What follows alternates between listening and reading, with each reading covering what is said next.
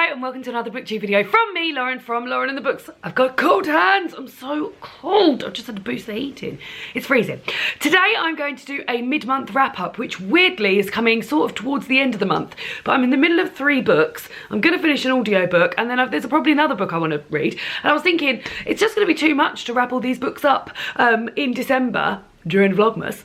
So I thought I would wrap up the 7 books that I've read already this month, which is fantastic news. I'll pop them on my lap so I don't have to move at all. The first book that I will talk about is the audiobook that I listened to, and this is an audiobook that I've listened to many times before and a book that I've read many times before, and it is Harry Potter and the Goblet of Fire. It's my favourite Harry Potter book of the series. I love the audiobooks. They are like home to me. They're so cosy and comfy. The only thing I will say is that normally I like to read the, what I've been doing in recent years is reading the illustrated editions and then listening to the rest of the series on audio. And the fact that I'm in November and only listening to number 4 is quite like progress, not very good progress for me. Normally I'm definitely listening to like the Half-Blood Prince or even the Deathly Hallows by now. So I probably won't finish them this year, but I will continue to listen to them next year. So that's the audiobook, 5 stars. And then let's get on to the actual books that I've read. The first book that I finished in November was Kate Atkinson's Transcription. I am a super big Kate Atkinson fan. I am a massive fan of her book Life After Life. It's one of my favourite books probably ever. Behind the Scenes at the Museum, another book of hers which I absolutely love. Her ability to sort of create the most wonderful and real characters in the most bizarre situations. I just find her writing absolutely amazing, and I'm saying all this before I go on to say I didn't love this. So I really like the main character. I love the character of Juliet. In 1940 she is 18 and she is, it says here, reluctantly recruited into the business of espionage. And she works for the MI5 in a transcription department where she's situated in one flat, listening in on the conversations of the others. There's lots of things that go on during this book and you're sort of hearing about it from her 18-year-old point of view. And then when she's slightly older and working for the BBC, I believe in the 60s, 10 years later, no, sorry, in the 50s, when she's working in the for the BBC, and then even later on when she's sort of like revisiting, looking back on her life. Yeah, I read this for Online Book Club, and we'd read Life After Life for Online Book Club. It was our second ever book that we read about 3 or 4 years ago, and we all adored it. And I think we'd sort of gone back to it. I've just taken my earring out. I think we sort of went back to it thinking it's going to be amazing, as amazing as Life After Life, and for me, it just wasn't. I think if I'd have read this first, I would have been like, amazing, amazing. But because it wasn't quite Life After Life for me, it just didn't quite live up to it. But yeah, that being said, I didn't hate it. I gave it 3 stars, so I'm saying it like I hated it. I didn't hate it. It just wasn't up there with her other books for me. So 3 stars for Transcription. The next book is Wundersmith, The Calling of Morrigan Crow, a Nevermore book, which is the second in the series of the, I think they're going to call them the Nevermore, I think it's called Nevermore, the series, and this is the second book following Morrigan Crow. Now she has made it into the Wondrous Society, and her journeys were going to the school there, basically. I really like this. You can see by my face, I can't talk about it without smiling. It fills me with the same sort of like fizzy joy feelings that I used to get when I read Harry Potter. Just weirdly talking about Harry Potter, there is a lot of, what I found in the first book is that there was a lot of references to Harry Potter. In the second book, that continues to the point where, I mean, it wasn't a problem for me because I'm enjoying it, but I imagine if someone went to this looking for things to find wrong in it, they would find that wrong in it. I think some people, like, it, yeah, there's a lot of Harry Potter references in here. I also can't really tell you what the storyline happens in here because if you haven't read the first book, which you bloody well should, you should go and do that. But yeah, you just get further Morrigan, a little bit more into each of the characters, and very enjoyable. Not as good as the first one for me. That's not to say I didn't love it. I really did, and this is going to be a series that I'm going to follow. I can just absolutely feel it. But yeah, I gave this, I'd probably give it like 4.5 stars, like 4. You can't give half stars on Goodreads, and I'm sure I'm not the first person that's ever said that. But it'll be 4 stars on Goodreads, but really I mean 4.5. The next 2 books, 3 3 books are all really exciting books that I absolutely loved, and the first 2 came as a bit of a surprise to me. So the first one is Feminists Don't Wear Pink and Other Lies, which is an essay collection curated by Scarlett Curtis.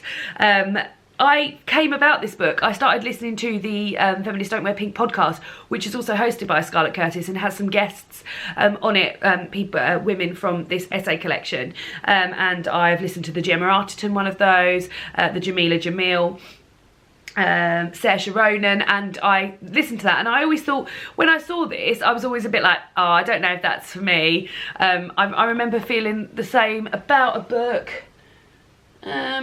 Oh, I Call Myself a Feminist, and I went to it thinking it was going to be really for me, and I just found it a bit sort of like wishy-washy, to be honest. And I sort of looked at this, as you never should, and judged it and thought, oh, I think that's going to be a little bit too feminism light for me. But I really love this. It's got a really diverse range of intelligent and amazing women from all backgrounds, from all walks of life, from all different occupations. You've got actresses in here, singers, you've got people that work for charities, writers. The writing is really, really cool, and I really, really loved it, and I just feel like it was a really nicely brought together collection, all in this wonderful package, and I found it a real treat. And I can't not mention the other book because I sort of read it in conjunction with this book. So all of these essays, none of the essays are sort of more than about 10 pages long. Like, all of them are really, I'm just going to flip to one now and see. So this is Amy Trigg has written An Ode to Improv and Polar and Faye. She's an actor, and she's written things like that. And then they've got like recommendations for different books to read in here and things like that. So yeah, as I said, they're all quite short essays, and I picked it up on Cozy Reading Night alongside this, which is Raw, which is a short story collection by Cecilia Ahern, which is 30 women with 30 stories. So on Cozy Reading Night, I was reading one of these and then flipping to one of these and then doing that, and I continued that until I'd finished them.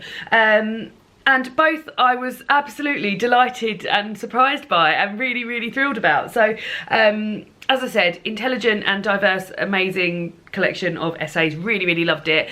I feel like there's something for everyone in here. Like, I feel like it would, I see it's won quite a lot of like YA awards recently, but I'm a 32-year-old woman. I will be on Tuesday. And yeah, I just really, really enjoyed it. And I just feel like this would be useful and important and just good for everyone. And then yeah, so onto these short stories. So yeah, I sort of went to this, oh god, this is like showing my sort of snobbishness in terms of like some genres, which I am really trying to put an end to, but I don't like women's contemporary fiction. I've read it in the past. I used to read a lot of it before I got into my reading groove, because like that used to be the sort of stuff that was available to women of my age, and Cecilia Ahern I would always sort of consider as a women's contemporary fiction reader. I have read books of hers in the past. I have semi-enjoyed books of hers in the past, but when I got sent the preview of this earlier this year, I was like, that's an amazing premise. 30 women and 30 stories sounds amazing. And I read that and I really, really liked it. And then when they got in touch with me and asked me if I wanted a full copy, I was like, yes, please. And I loved it. What I really liked about it is that some of them are completely bizarro, in the way that I often find short stories are, and some of them are really like true to life, but none of these women are named. They're all called, so each story is called The Woman Who, and they're all referred to that by that title. So here, The Woman Who Returned and Exchanged Her Husband, The Woman Who Forgot Her Name, The Woman Who Thought Her Mirror Was Broken, The Woman Who Grew Wings. I'll give you one more. The Woman Who Was Pigeonholed. And yeah, throughout the book, they're all sort of given those names, and I just feel like it really, rather than sort of like anonymise these women, it really made me think about those women and want to know more about those women. Minnie's here now, she hasn't fallen over. You alright, Minnie? And yeah, I was just really, really, really, really like this. I gave it, I think I gave it 3.5, which is also 4 stars, because I never know what to do with these 0.5 of a star. So that, and then the last 2 books are sort of Oops. And then the last two books are sort of picture book type things. This is The Restless Girls by Jessie Burton, which is illustrated by Angela Barrett. I read this because I was hoping to include it in my Christmas gift guide. Spoiler alert, it will be. And I've seen it in quite a few of other people's Christmas gift guides. So that just goes to show how much you should buy this for people for Christmas.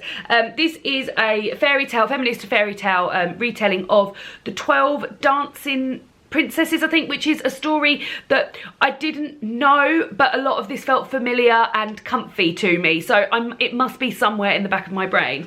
The illustrations are amazing. It tells the story of 12 sisters whose mother dies in a motor accident, and their father decides, in order to protect them, he will lock them in a bedroom and not let them have the freedom that they previously had when their mother was alive. Whilst in that bedroom they find a secret door behind a portrait of their mother, which leads through some of the most fantastic descriptive worlds and lands ever, until they reach this sort of a magical palace where they dance all night and eat donuts. And there's a lioness there, and oh, it's just amazing. And then the father gets wind of this, and he's like, I don't know. The father sees their shoes, and he's like, well, why are these girls' shoes all worn down? I want to find out. So he decides to get picked. I'm just telling the whole story. It's wonderful. It's wonderful, and the ending was just so girl power. And yeah, I really, really loved it. I gave it 4 stars. Thought it was fantastic. And then the last one is Women in Battle. This is by Marta Breen and Jenny Jordal. This is a graphic novel about different women throughout history.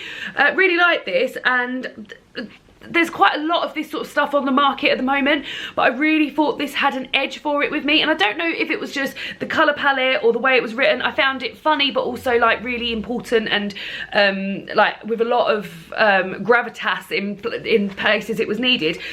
This is one of my favourite sheets. This is one of my favourite illustrations. This is the year that the first country in the world to give the right to vote with no restrictions was New Zealand, and then it gives throughout the world, throughout history, when women have been given the right to vote with no restrictions. And yeah, I just really liked it, and I feel like it comes quite up to date. I think one of the most recent things it mentions is in 2016 when the Orlando, when the attack happened in the gay club in Orlando in 2016. So yeah, pretty relevant, and yeah, enjoyable, very enjoyable. 3.5 stars.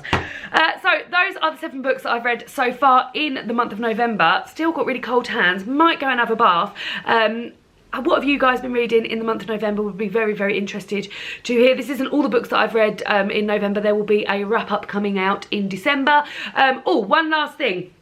I've mentioned before, I have a Patreon account. If you care to support me, that'd be lovely. Hi. And I will link that down below. I am running a Vlogmas Patreon book club. If you would like to take part in that, where I'm going to announce a video on the 1st of December that we will be reading throughout December, and I'll be updating what I think of it on Patreon, and then I'll be doing a live show video on YouTube, which only Vlogmas book club members will be able to join. You can join anytime up to until the 27th of November, which is also coincidentally my birthday, which is Tuesday, so that time is coming round. So if you want to join, it's $5. If it goes really well, I'm thinking of doing a book club one every month with a live show.